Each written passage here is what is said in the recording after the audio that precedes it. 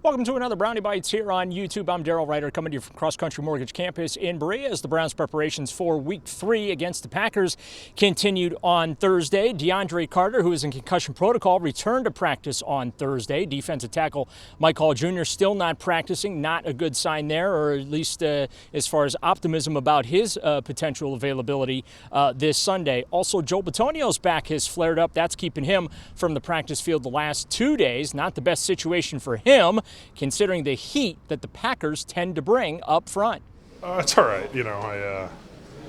I got full speed in the game there, and it locked up on me a little bit, but I'm working through it. So it's a little bit better today than it was yesterday, so it's improvement. The hardest part is you don't know when it's going to pop up, but once it does happen, I do know it has helped it in the past, and now you're just hoping that, the 48 hours and stuff, you get through it, and hopefully it starts feeling better by Sunday. Yeah, it's like the old man back, so we're working through it. They're playing great. I think Parsons brings them another dynamic player, but I would say the guys they had there before are all pretty good too. So I think bringing him in and they're very versatile in where they can line up. So they'll line them up right, left, in the middle. We're all going to have our hands full. But it's a talented group. I think they have elite players at all three levels of the defense, and when you have that, you can be a pretty good defense. I think the first game we had too many guys unblocked. There was just too much miscommunications out there. I think this game was an improvement, and you have to strive for perfection. You're never going to be perfect, but we got to strive for it. So we're working together. We're doing good things, and it's coming together. It's unfortunate we're 0-2 right now, and we put our defense in a lot of bad positions early this year. So we're going to try and take care of the ball and do our part on offense. Offensively, Cleveland still trying to find their footing. Quinshon Judkins, though, a bright spot. The rookie running back averaged over 6 yards per carry on 10 tries in Sunday's loss to the Ravens in Baltimore. I think as a team, especially offensively, we can play a lot better. You look back at the tape and it's things, and you try to fix, and I think collectively everybody sees that, and that's what we're going to do this week, go back to the drawing board and regroup. And, for you specifically? For myself personally, I think, just my biggest thing was going out there and doing what I was coaching, hold myself accountable, make sure I'm in the right place, and go out there and execute. I think ultimately, the thing you think about is, not with a lot of time to prepare, but, that's what my coaches do a great job at is, helping me and doing their best to make sure when I go on the field, I don't have a lot to think about and I just go play fast. Throughout the game, those runs will come. You just start small maybe, or, you'll find different spaces and creases to hit, so it finally hit.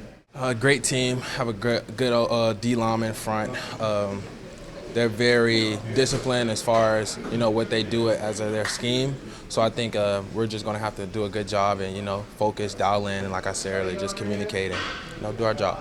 Their whole defensive as a whole team, a great group of guys, got a good D-line, very disciplined, and that's going to be our thing, and that's the challenge for us.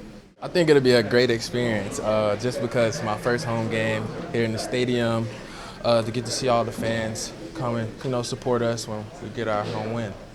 Meanwhile, on the defensive side of the ball, they are asked to do a whole lot of heavy lifting these first 2 weeks of the season. We just got to continue to go out there with energy and continue to make plays. I think one of the big emphasis for us is we need to start forcing turnovers too, to have that momentum. For us, we're going out there regardless of whatever's happening, and it's our job to go out there and stop the offense. Teams can play smart and play safe with the ball, and for us, we really got to get to turning those tips into interceptions and turning the sacks into sack fumbles and rallying to the ball and punching the ball out second man in. Yeah, I think momentum's a big thing in football, and especially on the defensive side. When you're able to force turnovers and make those big plays, or on the special teams side of the ball, make those plays, it helps in the other facets of the game. It starts with being where you're supposed to be, knowing you're 111, but at the same time attacking the ball. I think it's a conscious mentality to, punch out the ball and really attack it. I think it's just not about being satisfied, where we are. We got to get the ball back to our offense. We see them fighting on the other side, and it's easier when they get the ball in plus territory. So no matter what we're doing, we got to get that ball. We got to go prove it. I feel like we've put some good stuff out there, but at the end of the day, 41 points don't look good. So we got to do better, got to get the ball and keep going. opportunities multiply as they are seized. You know who said that? You know who said that? Nah, Sun Tzu. Sun Tzu apparently said a lot. Allegedly, yeah. So, like I said, that one play could turn into two, turns into three. So, hopefully we try to do that, and throughout the season it starts multiplying. I mean, complimentary football, we talk about it, try to be about it. This week, Kevin, he's doing, I don't know if y'all heard, he's making people give people compliments and team meeting and stuff. So we're doing all kind of complimentary stuff this week. It's free to be complimentary, Nobody likes the 0-2 start for the Browns, including defensive coordinator Jim Schwartz, or the 41 points that the Ravens dropped on the scoreboard last weekend. However, plenty of positives to lean into going forward into this week's matchup against Green Bay. No, I mean, that's what we're expected to do. We're expected to go out and get stops and keep the score down and, set the offense up. And, last week for 3 quarters, I was pretty happy with that. We finished horribly. And, and to quote Myles Garrett, that I'd say it a little bit different. The end of that game was embarrassing for us. But up until then, I mean, Derrick Henry's a tough out. And, we took that part of the game away. We took Lamar's legs away for the most part. We had really good day on third down. We gave up 3 third downs in the game. One was the first one, shallow, just made the first down. Another one was a quarterback sneak, or tight end quarterback sneak. And then the other one was the play that Lamar scrambled around, was sort of getting hit when he threw and found that guy down the field and, made that play. And, there's going to be some plays in there that you got to tip your hat to the opponent.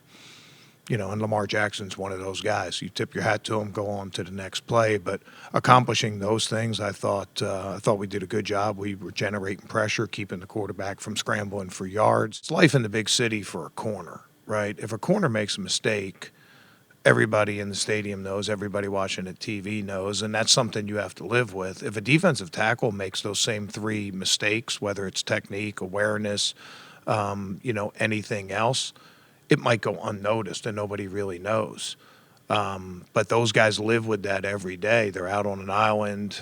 Everybody can see. I mean, you're a kicker. Everybody knows if you missed a kick or not. You're a corner. Everybody knows if you accomplished your coverage or not.